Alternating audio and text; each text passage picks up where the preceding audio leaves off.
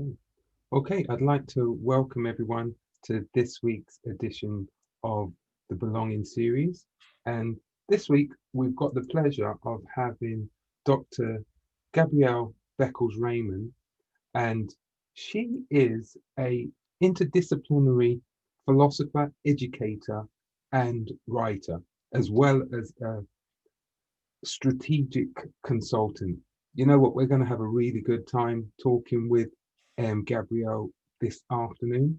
So, as is our usual custom, I'm going to ask Gabrielle to just start off by giving us a little bit of background about herself, her early childhood, and how she has developed her own sense of belonging. So, Gabrielle, I just want to welcome you to Belonging this afternoon. So, my first question, tell us a little bit about your childhood, growing up, and your sense, how you developed your sense of belonging and purpose. Well, firstly, thank you so much for having me. It's a real honor to be here with you today, and to be a part of this program. It's fantastic. Um, Gosh, I always find this the hardest question. Where do we begin? So I'm originally born and raised in Camden, the borough of Camden, so West Hampstead. Um, and I grew up, um, it was primarily when I was there, like a predominantly white middle class area. I went to Beckford Primary School, shout out to Beckford, and Hampstead Secondary School. And in that context, and I'm going to date myself now, but one of the really valuable things was that we had in our kind of area and environment were wonderful play centers and community centers and youth kind of centers that we were able to go to. So although it's kind of very easy to think in terms of these kind of social and racial gendered Mm. categories, the actual sense I had growing up and my experience of my childhood really in many ways at the time as I experienced it wasn't so much defined by those things. We were just kids that hang out on the street. We played runouts, we rode our, skates, we played pool, Yeah. and just had a good time together. That being said, from a very young age, I was conscious in a way. I mean, when you're a child, you don't have the language to articulate it. I'm now a philosopher, and Mhm. one of my research areas is critical race theory and gender studies and those kind of things. So I've now got a different vocabulary, that I can use to reflect on those childhood experiences. But Mhm. as a child, I was very much conscious of being, um, we called it half caste at the time, but mixed race, which is not a label I use to define myself now, but we were called half caste at the time. And so for example, I remember in primary school, we were given this task of drawing the flag of where we're from. And Right. I immediately knew I was gonna draw and did draw the Jamaican flag, even Right. though I'd never been to Jamaica. I wasn't around a whole load of Jamaican relatives, but for some reason, whatever it was in my environment, I knew that that was fundamental to me. And so in retrospect, there are things I can look back on. So we were teased relentlessly about our hair, for example, which I know now is because we had curly hair and, you know, Yeah. but Yeah. at the time I didn't understand it was a race thing, but, so my experience um, was one of a mix of never feeling like I didn't describe my experience in the terms of belonging actually, because Mhm. I'm very much a leader by nature. Oh, I also love sport and was always the fastest in the class or good at football. And when I say good at football, I mean played with the boys. Like this was not a time when girls were into football.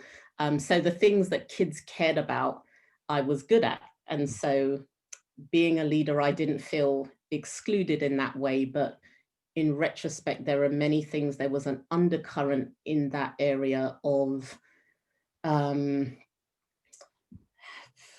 it's like I say, it's so hard to put the language to it because when you're a child, you're not thinking of it that way, yeah. but a sense that we were somehow an offense to that milieu. Right. So, So, go on. Go on. so I'll give you for example, all the parents and the other people in our street, in our neighborhood, you could feel a very tangible kind of looking down their nose at us. And Right. so it was kind of a perception that, and my younger sister actually more so than me experienced this, where there was a sense of, oh, we're somehow a bad influence on their children, or Right. we're somehow too loud, or that just something problematic, like I say, that we couldn't articulate, but that we, as we got older, we begun to understood what that was. Yeah. Yeah. So it what was kind of like the composition of the school? Was there many other Black, Asian, and minority, um, Um, or how did you fit in that kind of set? so again, okay, so there were few, like, so there was one other guy who was a good friend of mine, a guy called Kane, who again, I didn't have the language for it at the time. He was just my friend, and that was that. But I later found out he was mixed race, but he had dreadlocks, and so did his cousin. So they Yeah. were recognizable in that sense. Yeah. There were maybe one other African boy in my class. I remember, this is primary school I'm talking Yeah. now. So it was mixed, but not very, very mixed. Yeah. Yeah. Yeah. And so moving from from primary school to secondary school, was there any change in the way teachers perceived? Where did you get your sense of what I can achieve? I know you said that you were a natural leader, yeah. Yeah. So I dare say things didn't, you rose to the challenge, but where did that inner sense come from? So I think, and this is in some ways going to be an awful answer, but in some ways, I think there was some innate something in me, and I feel more comfortable in saying it now because my daughter's got the exact same thing, and so I'm like, oh, okay, that's what I had.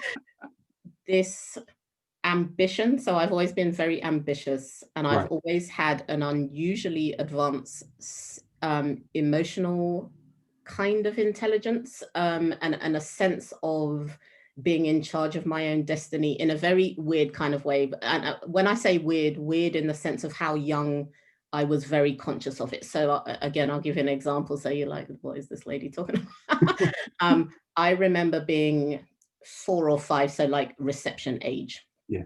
in school, and being in the playground and watching, and consciously watching the playground dynamics of who got to ride which scooter or which go-kart in the playground. Wow. And I watched the children, and I saw that those who were bold and confident got the best go-kart. There was one go-kart with the pedals in Yeah. it. Yeah. Again, this is before all the electric Yeah. scooters and all the Yeah. fly and all the boards and fly stuff young kids have got now. But back in the day, you had standard tricycles with the little pedals. But then there was this go-kart, where you sat down and it had the steering wheel like the car. So that was like, and then you had tricycles that were different sizes. So you wanted the bigger tricycle, but better yet, you wanted the go-kart.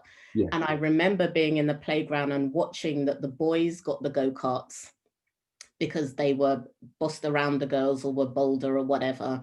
And that the being strong and assertive and claiming what you wanted enabled you to get what you want. And so I was like, well, I'm having the go-kart.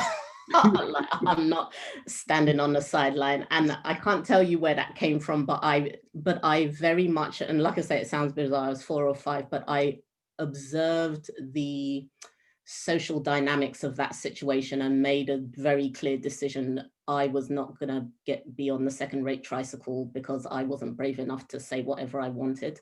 Yeah. I think that innate, and like I say, and I see my daughter has the same thing. And it's interesting because I actually was a shy child Right.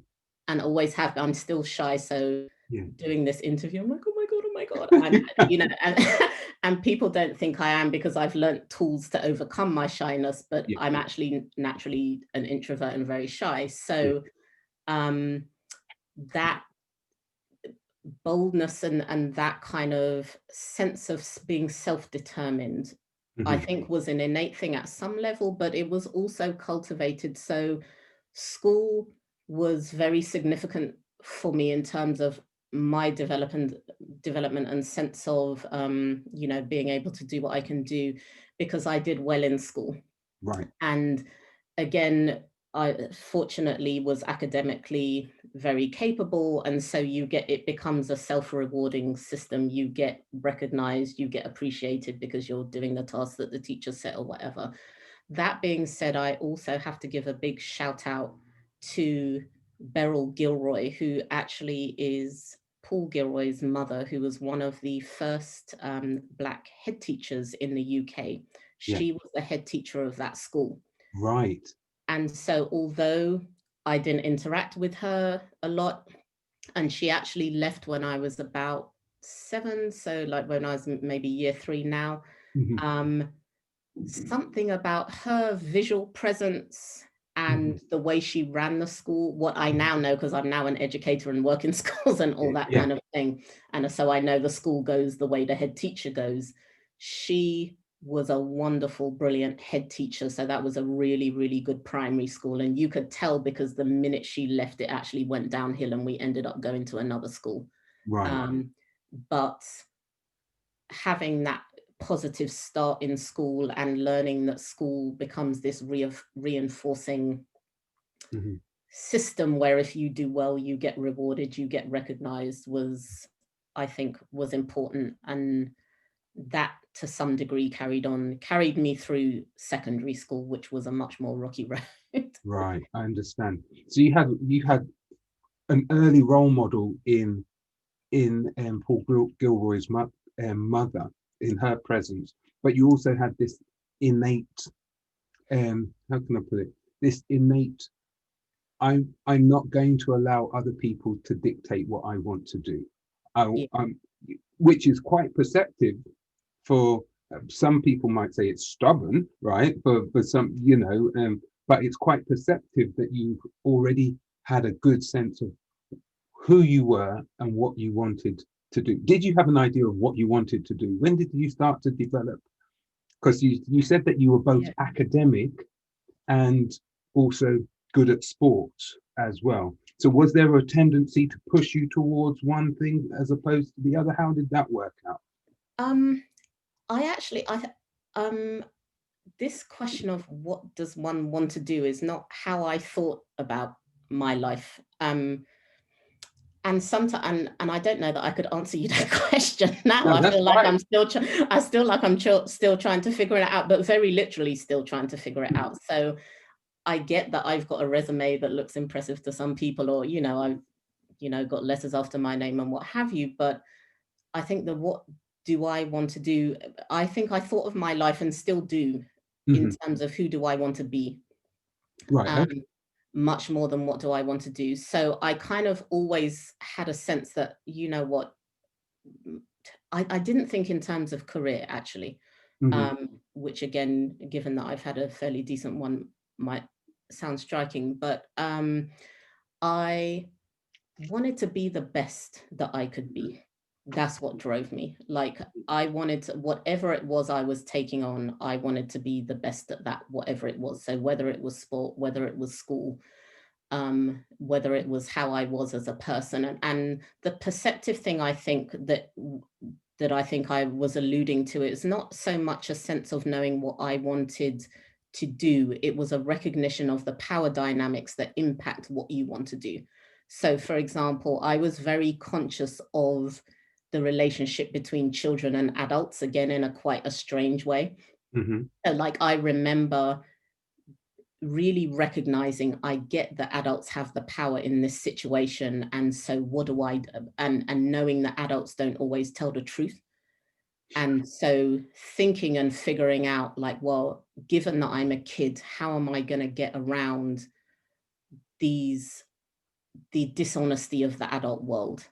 How am I going to figure out? So I remember, for example, coaching, kind of literally life coaching a friend of mine when again, in primary school, when I was like 8 or 9, as how to maneuver her mother, because I was like, look, your mum owns the house, she's going to set the rules for you. But if you behave in this way, that will soften her up and give you leverage to then ask for this, that, and the other. So I was conscious of those kinds of the dynamics of power, and that you have to get strategic and smart if you want to get whatever you want to get. So my sense of what did I want in life, I wanted, and this was not in primary school, this we're talking secondary school now, but my dream was to have the most incredible love, like the love of that you read about in great novels and poetry, to live the most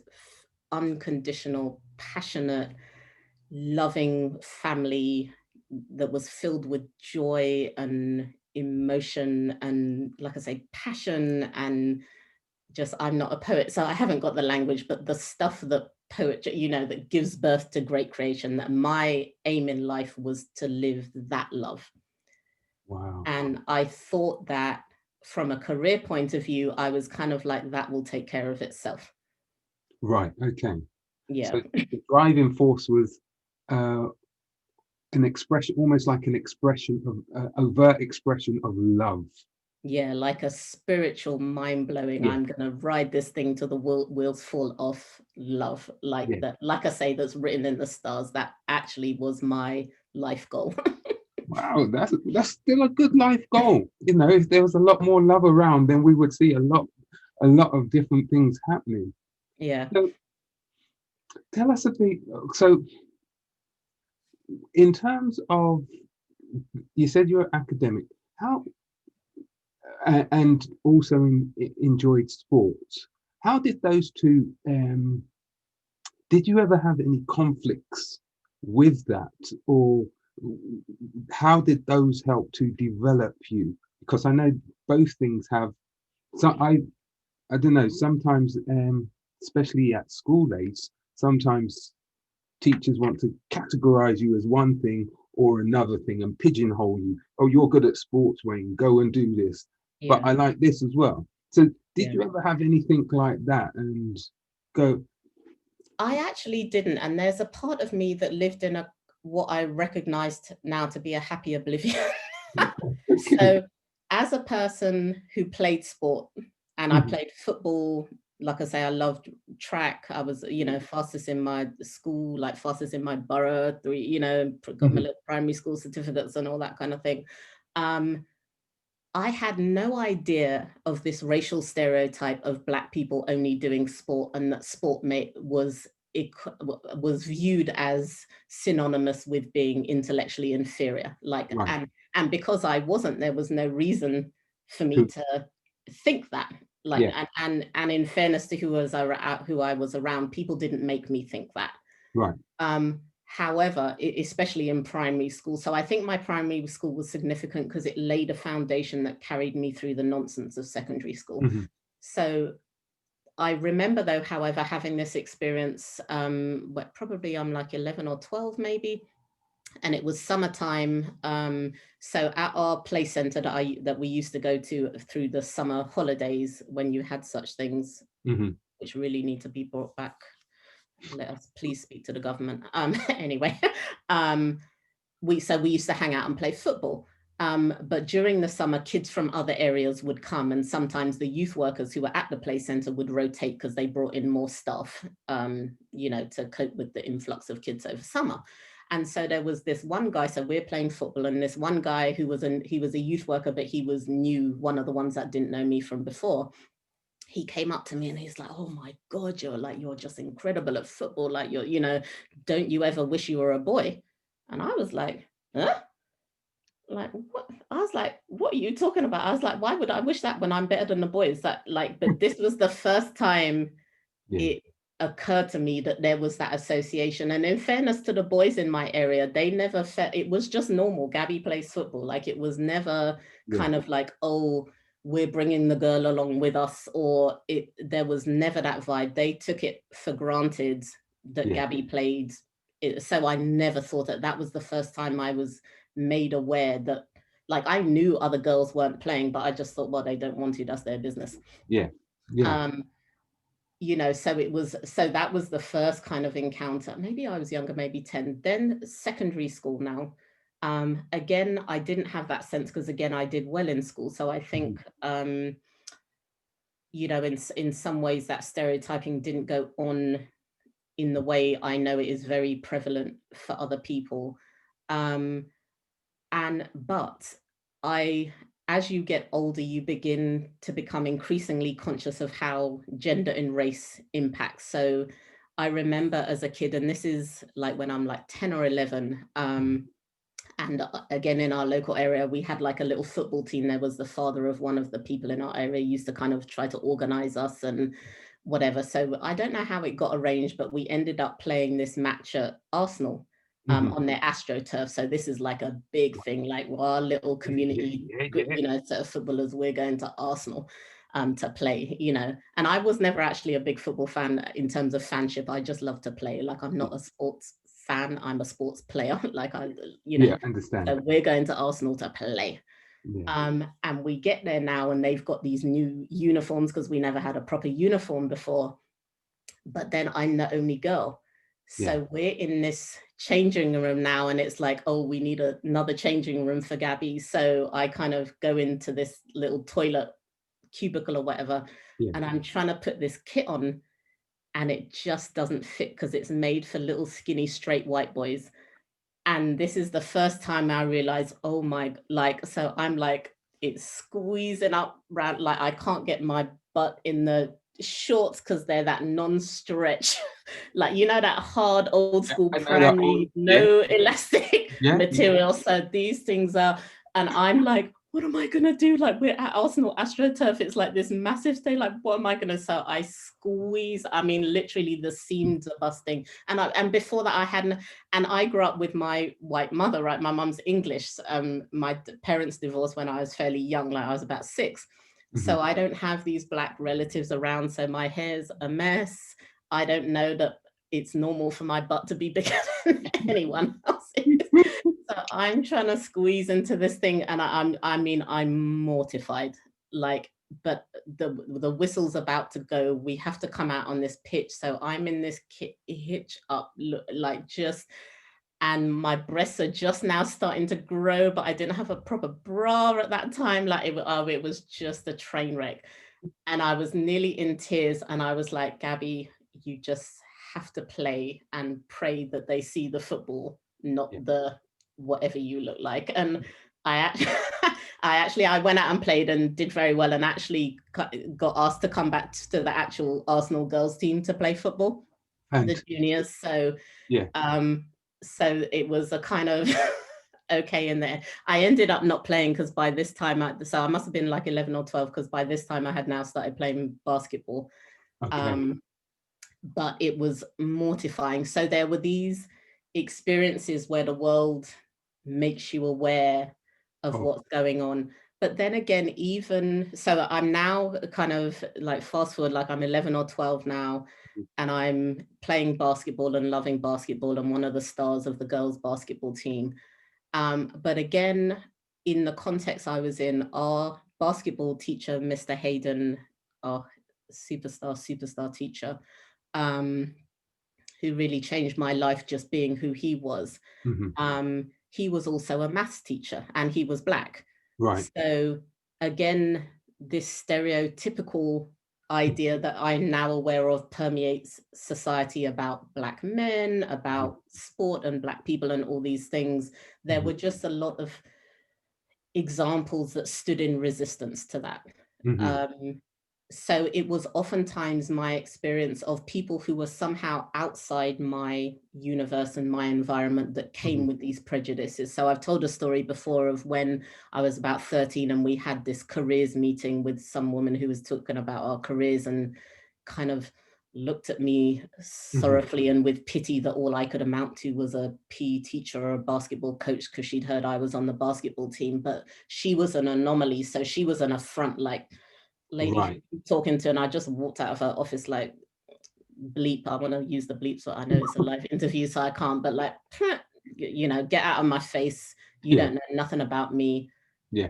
You learn how to do your job, Yeah. is how I felt. Yeah. And it was interesting too, because she did the same thing with another. I had a friend in my class, Anita, who I'm trying to remember what she was, maybe Italian but Asian looking. Right. Okay. And she might have been Asian, I can't remember, but she was not Anglo-white, right? Yeah. And she had gone into this same careers meeting and she wanted to be an artist and a designer. And this person had told her, oh, she shouldn't aim for that and blah, blah, blah. And I was like, Anita, look. And I shook her, like, you can draw, like you Mhm. don't. And she had really taken on this woman's advice and recommendations. And I was, look, F her, like, sorry, forget her, Mhm. that if you want to be an artist, don't go Mhm. here. If she's told you, you follow your passion where it was. So I was very conscious of how these racial and gender dynamics, by the time I was 11, I was very, very conscious of how racial and gender dynamics worked. So leading then, I'm just thinking about that. It sounds to me like from going from that early age where you were just looking at the social dynamics, looking at power structures and stuff. By the time you're getting at the end of primary school, going into secondary school, you're now recognizing there's a difference between gender and race, which is also coming prevalent. Was that partly why you then have gone on to like look at the kind of like gender issues, etc., that you've studied? Can you just elaborate on Yeah. those? I think there are two main reasons actually why I've taken the path I've taken. So I don't think any of my life is a surprise if you know me, in a sense, you know what I mean? Like, it's Yeah, all fairly predictable once you get to know me. yeah. So there were two key things. The first thing before that kind of recognition of the impact of social categories was Mm. actually the prevalence of what I would now describe as emotional dishonesty in my family context. Right. So, and that manifested, my mother was she's not stereotypically, but in some ways is very typical of that kind of English middle class um, liberal who wants things to be very nice and polite and proper, Hmm. um, in terms of what they look like. Hmm. So she was very adamant about us never swearing, which is probably why me and my sister swear more than we ought to now. Always very, where are your manners? And so for me, she was, but in this commitment to manners and, and not being rude, you mustn't be rude, Gabriella, um, to me, it covered a much more complicated and problematic familial situation of the divorce that was going on and the separation of my parents and all Hmm. the hurt and the pain and the anger that was in that family context that was glossed over in the name of manners. Hmm. Yeah. And so as a child, I found that I wouldn't have used the word confusing at the time, but not confusing. I found it objectionable.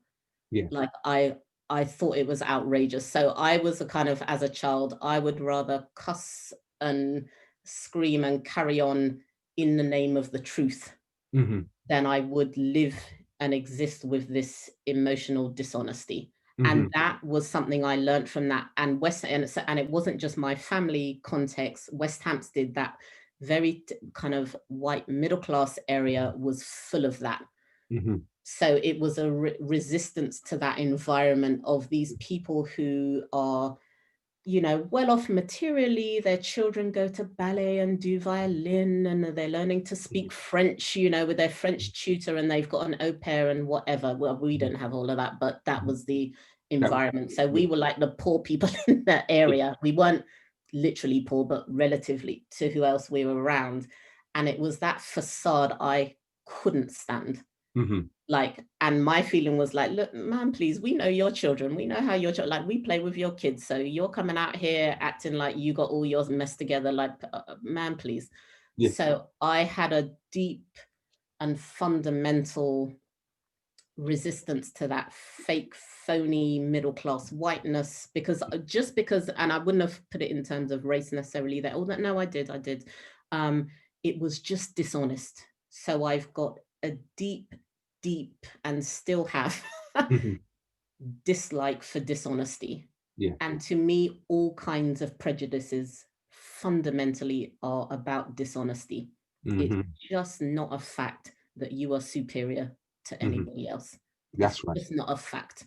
Hmm. Like, and you build these structures and madness around to support and to try to prove and to legitimize something that is just fundamentally untrue. Yeah. So I have if I mean, there's nothing I hate worse than lying and dishonesty, and that remains the case today. So it's an emotional rooted, thing that's deep within me from that childhood, both in the familial emotional sense, but also in that social structural sense. And so all my life, in every little way, whatever ways I can, I think fundamentally I've been on a mission and felt passionate about the truth being told, about finding out what the truth is. So that's what's made me intellectually curious. I want to Right. know what the truth is. Yeah. Like, I'll read anything Yeah. across all day. That's why I'm interdisciplinary, Yeah. because I very early understood if you're only going to look at one dimension of life, you're only going to look at psychology and miss sociology, you're not going to understand. Yeah. If you're going to look at those things, but you don't understand the biology and the science of how human works, you're going to miss something. So that, Like it's almost like an onion peel. You yes, peel back yeah, from the different layers to see what's underneath. yeah. And I want to know the truth, Yeah. and I'll rather deal with the truth. If the truth hurts, I can live with that.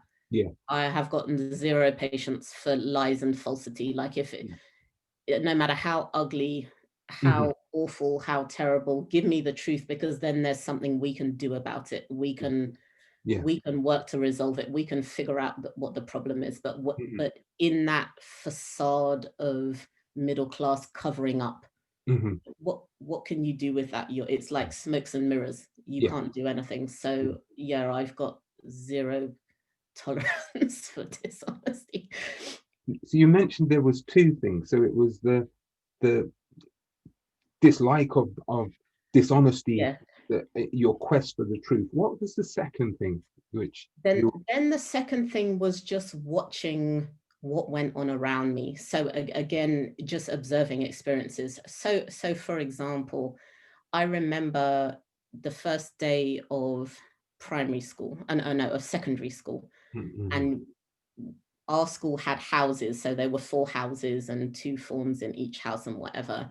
Yeah. And the class I happened to be, and to this day, I don't know, did they do that on purpose? But the class I happened to be in had, as I discovered as the weeks unfolded, all the black boys who the school had determined were trouble.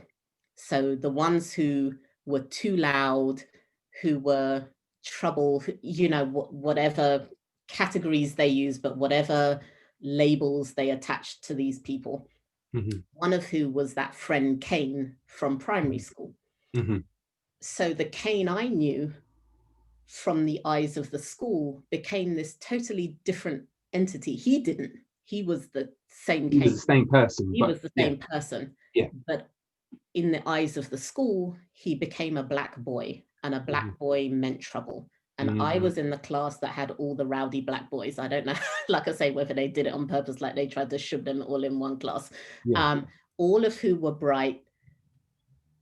And so, but all of who over the years of that secondary school got picked off, One at and a time. one at a time, and but got put in lower groups, got excluded, got in Listen. trouble.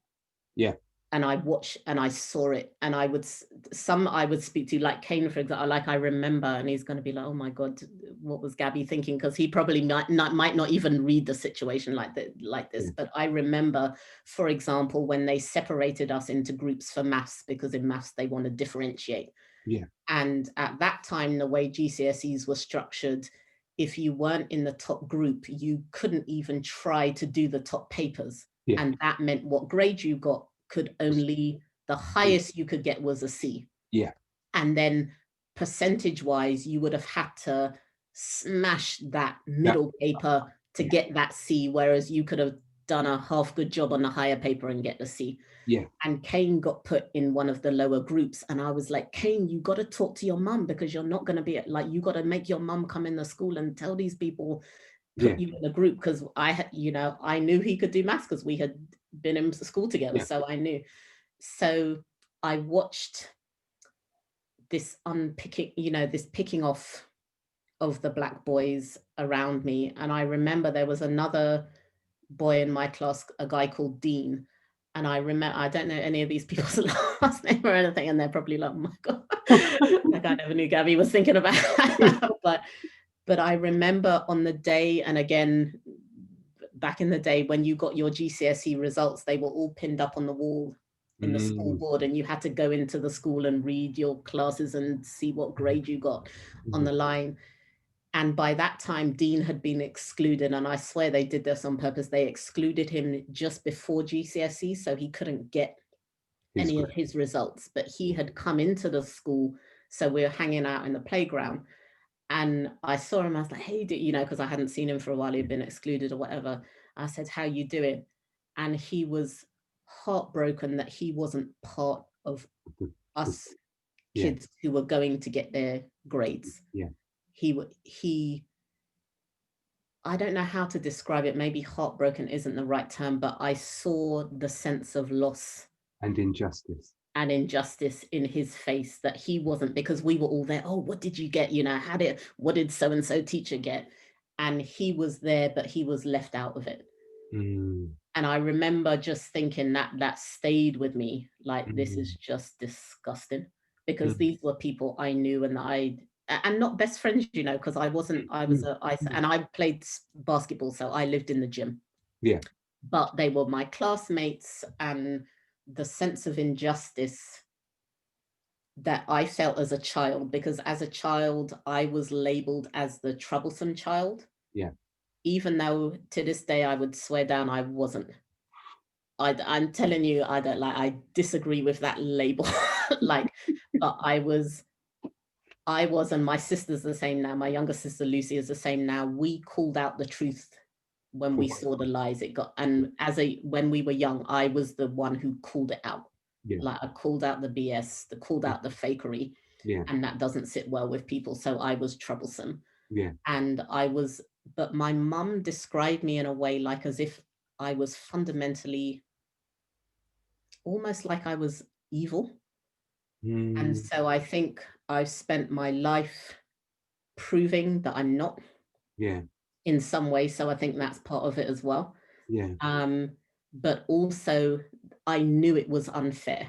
Yeah. So, like, that I was getting blamed or getting labeled as naughty, I knew that was unfair. And so that sense of injustice and dislike for injustice is both personal and structural. So I think those two things wedded together. And when I begun to see these patterns of who gets called trouble and who gets labeled, even when it's unfair, like it was in the case of these black boys who I went to school with. And I'm not saying that they were angel students as a teacher now, I don't know, but I do know that, for example, when I was in secondary school, I bunked secondary school with the best of them, and people always like, oh my God, Dr. G, did you do?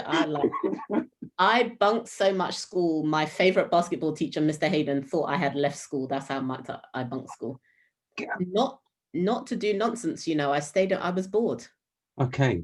I didn't bunk and go out on the road or do anything exciting. I stayed in my room and looked out of my window at the clouds. But I was like, this is a waste of my time. It's boring. Yeah. But when I bunked school, the response to me was not exclusion. And my dad, it's so embarrassing. My dad one day, like, dragged me. He drove all the way from East London, because we were in Northwest. He drove like an hour or whatever it was, and dragged me screaming, crying to school through the hall with everyone watching. Like, proper shit. Because he was like, what? She hasn't been, like, because my mum must have got sick of it and called my dad, because my mum couldn't control me. So she was like, Courtney, your daughter's still in her room. So he dragged me to school, kicking and screaming. But the response to me was, oh, how can we help you? And I think being light-skinned and middle class and having good academics, I knew that that's why I got that response as opposed to the exclusion response. And so the conversation with the school is, oh, what can we, oh, she's a bright child, what can we do? So I was like, well, I don't like the maths teacher. I want Mr. Hayden to be my maths teacher. I was changed math class. You know, I don't like the science teacher. He's disrespectful. He doesn't know what he's talking about. And they paired me up with the science lab person so I could do independent work instead. So, but I was very conscious that that was accommodations that were made for me and not for others. And I was conscious of the fact that those accommodations were made because I was academically good, but also because I spoke well, or, you know, these other. So there was other there was other social capital which you brought into the situation, which the likes of Kane and Dean, and Delroy and all these people that they didn't have, and I knew it was that. Gabby, I know I could just, I want to just, as you were saying, I want to just peel back the layers of truth and hear. I'm just conscious of the time. Oh God, sorry, I've been rambling. I'm sorry. It's fine. It's fine. It's such a rich discussion. But I always do like to ask if there's any questions from the from our audience as well. So if there is any questions, then please do put them in the chat, or if you want to come on, just raise your hands. I see William's hand has already gone up. So, all right, William, I'll hand over to you, and then we'll come back in a second. Yeah. Okay. Yeah, I'm not sure whether Wayne was going to ask you about, because I know you, and I know that you went to America to study. So just wanted you to, I suppose, tell us what that did for you in terms of your shaping of your identity and your experience, because you've spoken a lot about your British experience of being black in the British context. So what did going to, I suppose, and maybe explain to the audience why you went to America, what you did there, and then how it shaped your identity. Yeah, and it was huge. And I went to America originally. It was my hoop dream. I was a basketball player. I had reached the highest level I could play at in England at that time, and still, well, at that time in particular, the English national team, they didn't pick black players like they were supposed to. Also, that there weren't career paths in that sense for basketball players, for female basketball players anyway. In terms of the progression, I had played senior National League Division 1 since I was a junior.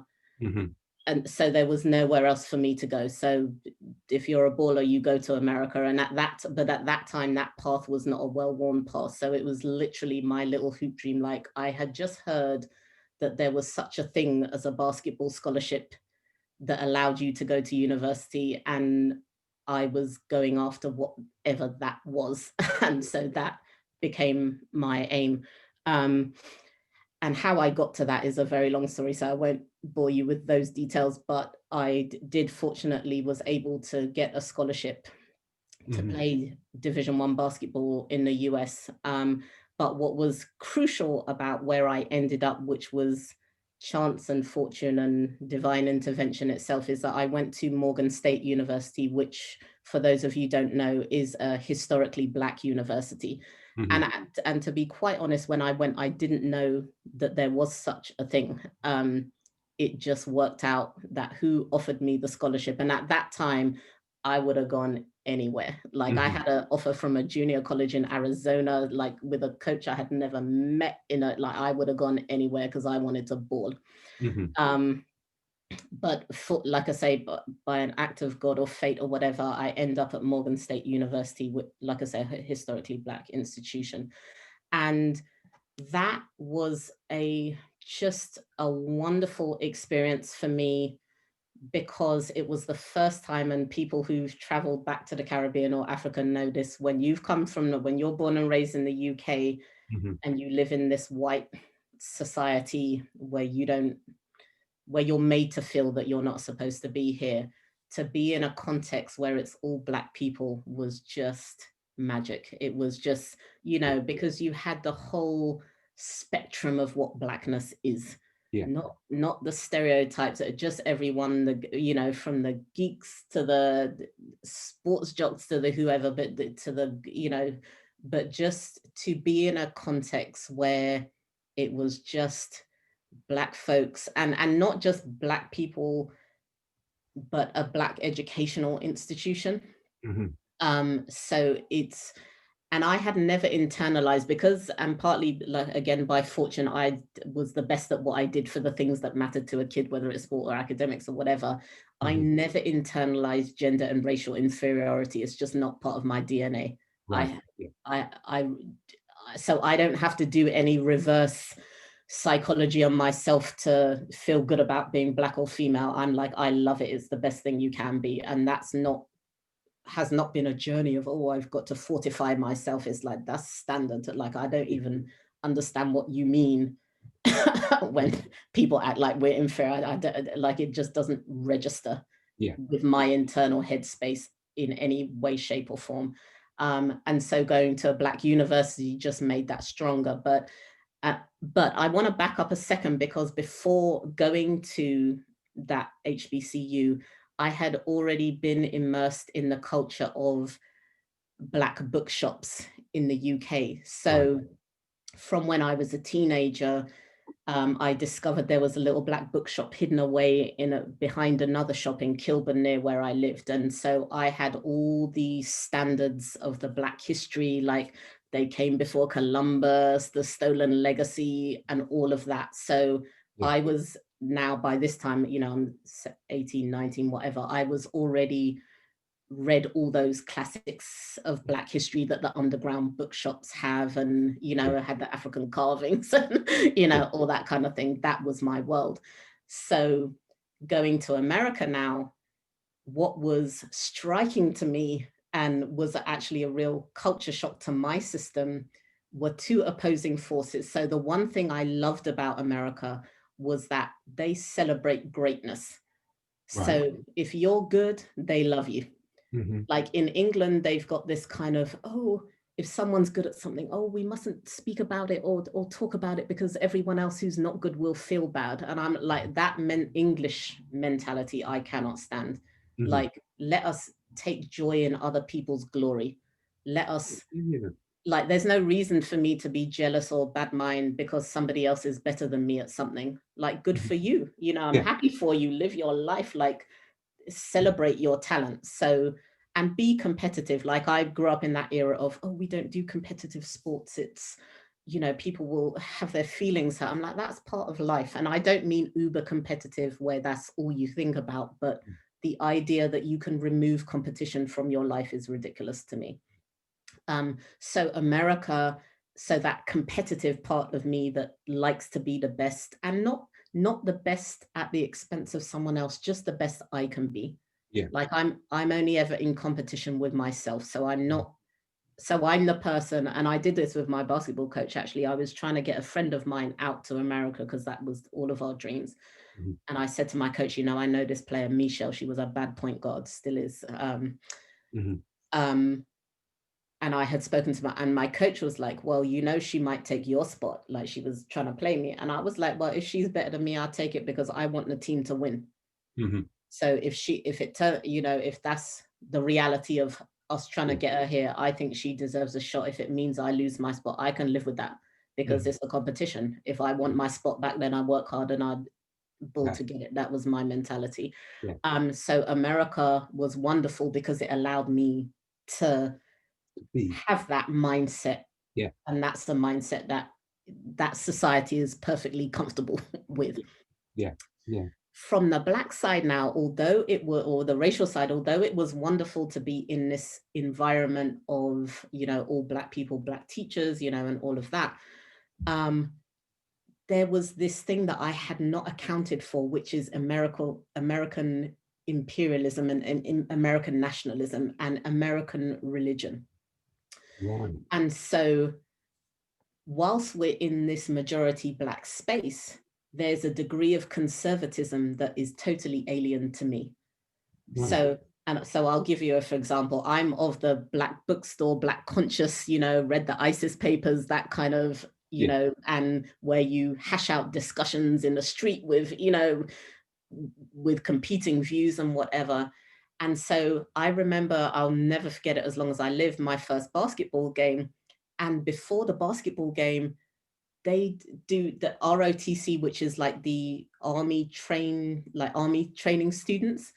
Like they fly the American flag and you sing the anthem.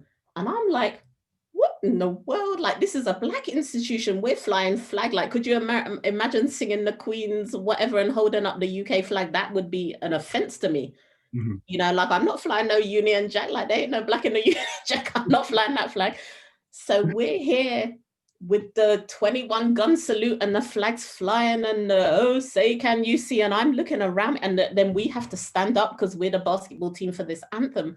And I'm like, what is going on? We're Black people, like we're not. So I had no idea about this intricate dynamics of race and nationalism in America in contrast to the UK, and how identity plays in these complex different ways. So being in America gave me both the opportunity to just be around my people, but also to engage increasingly more with the diversity of what the Black diaspora means, and all these contradictions and all these complexities of what it means to be a person of African descent in the diaspora, and how you navigate religion, how you navigate nationalism, and then also the God bless them, the ignorance of Americans who believe America's the whole world.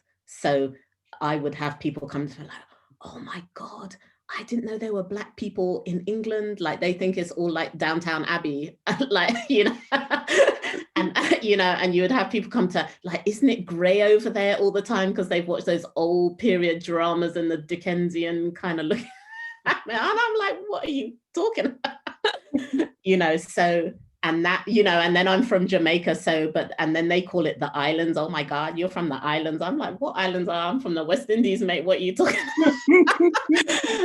So, but, and I remember like one lunchtime just having an argument about how you're supposed to burn the hair off chicken wings. And they're like, no, you don't. I'm like, what, Jamaica? Like you could never tell a Jamaican cook do chicken wing and you don't burn the hair off the chicken. And I'm like, so this richness and diversity among us was wonderful.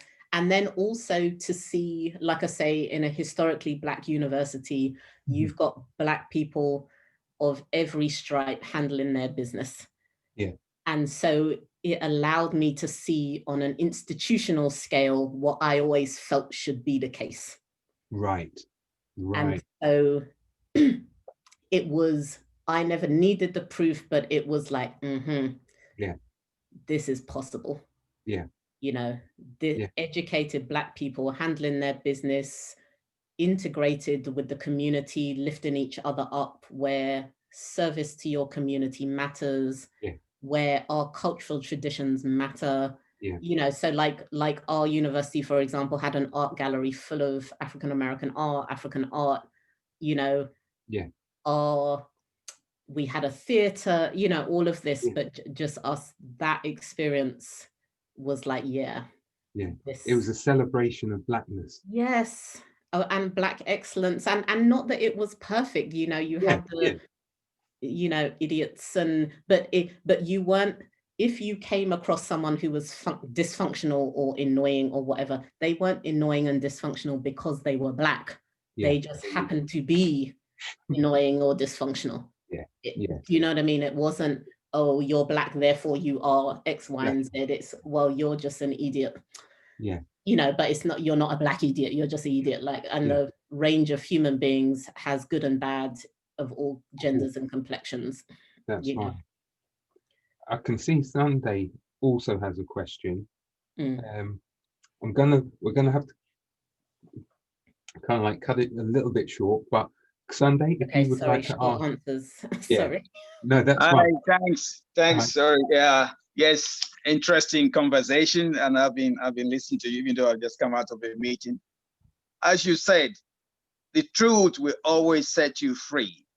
So I'm so glad you went on about true and true. Maybe this one is for another conversation. What about trust? What happens if somebody charge you that you disobey the trust of the organization or the trust of the group? You know, that kind of issue because of your color, because of who you are. They just see you differently. And my question is, you're going to the state to do so much wonderful thing. Did you feel any different? I mean, I think you firstly answered vaguely in your conversation just now. Do you feel any? The reason why I said that, even though I'm Black, I'm from Nigeria. If I go to Nigeria, people still see me different. They still see me as not one of them. Do you feel that when you went to the States?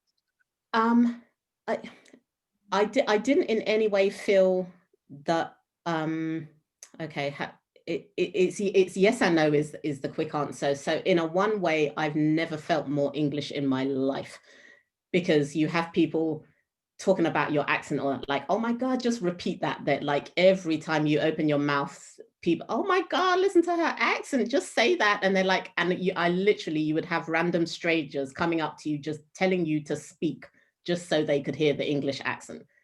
And I'm like, what do you want me to say? And like, oh my God, she's talking, you know, like just ridiculous. So I like became, and I know I'm from England, I get it, but I never, like, I'm not, oh, I'm proud to be English, because I'm not proud of what this country represents in terms of its historical or present treatment of people like us and others. So I'm, you know, I don't have that patriotism in that way. It's not justified in my opinion. So I, you know, never found myself to be English, but I've never been so English. And then the things that you miss, because I'm a person who walks, like I walk wherever I go. I still can't drive properly. And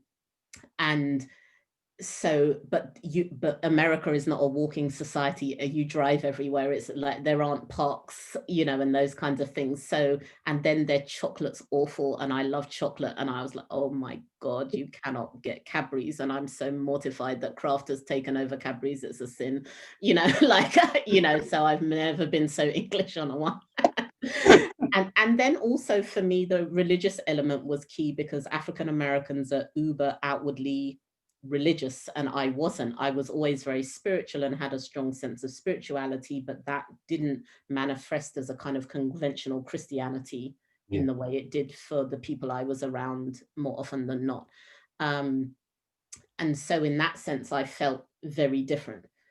On the other hand, I totally felt like just the person, because for me, I've always, and I think this is something that perhaps we need to remember. When we wake up in the morning, you don't look in the mirror and see yourself in the way society labels you. So when I wake up and fix my hair or put my clothes on, I'm not thinking, oh, Black Gabby, female, mixed race, middle class, English, whatever. I'm just doing my hair and brushing my teeth and going about my business. That like, it's when you're confronted with the outside world of these labels. So actually, in my experience, and one of the things that's wonderful about sport, and I think art and music and any of these activities, is that it exposes you to different environments. So because of basketball, I traveled a lot. Like we went to tournaments in Germany and Portugal and wherever. And you find actually you can get on with anyone wherever you are, is the truth. If you're a decent person, you know, I can chat to you, we can flex, we'll have our differences, but we can talk about them. So to me, I carry that with me wherever I go, where I'm in full recognition of our cultural and social differences, but that doesn't equate to problem to me. That equates to, oh, interesting, you know, let's learn about each other. You know, what else is going on in the world that I don't know about? Which is why I kind of, this idea of belonging, I don't actually think of my life and existence across that dynamic. I'm much more concerned with, as you said, trust. And why I'm passionate about honesty is because honesty is the basis of trust. And trust is the foundation of all society, of all group behavior, of all relationships. It's trust. And without honesty, you can't have trust. But for me, totally agree with that. And so my question is always actually not what color you are, what gender you are, and all that. I don't make my allegiances by those dynamics at all, because as we all know, there were some people who sell you out and sell you down a river who look just like you. That's right. I'm like, who are you? That's what I want to know. What kind of person are you? And are you going to be honest about the world we live in? And that means you have to recognize intersectional systemic injustice. So I'm much more concerned with love, respect, and justice than I am with belonging. Because you can have a society where you feel like you belong and that society be completely unjust. Yeah. You cannot have a society, if you have a society where there's justice, belonging will work itself out. You'll find who your tribe is, you'll find who you feel comfortable with, who you're drawn to, who you're attracted to. But the same doesn't follow just from belonging. Some people feel very much a sense of belonging. What's that got to do with the degree of respect you have for me, or Yeah. Gabby, so that answers your question. Yes, it does. Thank you very much. Sunday and William, thank you so much for your questions. These two always come up. They're my co-hosts. They come in and they always ask that question which Wayne's missed. So thank you both for that. Gabby, what I was going to say, you know what, we might have to do a part 2 of this in a few months' time. Okay. Because I think we've only taken off one of the layers, right, of truth. Yeah. And I think you've given us such insight today. It's been absolutely fantastic, and I loved your final saying, which was, "Give me love, respect, and justice above belonging." Because with that, the way you articulated it was absolutely beautiful. Those are the key fundamentals: love, respect, and justice. And joy. And joy. And a bit of joy, because what's the point if we can't be joyful? Yeah. Joyful, definitely. Gabby, I'm just wary of time. Yeah, no, I understand. I'm sorry, I'm not good at the short answer. No. Listen, when on your when it said interdisciplinary philosopher, right? You know that it's not going to be a short conversation that we're going to have. Right? Yeah, you were forewarned. Right. So I want to just say thank you very much, and I know everybody who's heard this and who will be hearing this will gain so much from your insight today. I'm just going to do my normal thing of just explaining what's going to be happening next week. So next week we have Medina Wayne, who is a postgraduate researcher in the Department of Life Sciences at Imperial. She's got a fascinating story to tell us about her life and the things that she's done and she is going to be doing in the future. So please tune in to that next week. And if you haven't been able to hear some of the previous recordings of Belonging, they are at our tiny URL Belonging IAO. So if you want to tune in there, and this recording will be there too as well. So all I'd like to say is just thank everybody for coming this afternoon, and thank Gabrielle again for what was an insightful and just a brilliant experience. So have a good afternoon, and I will see you again next Friday at 12:30. Thank you so much for having me. Take care. Thanks. Yeah, great conversation. Take care, everybody.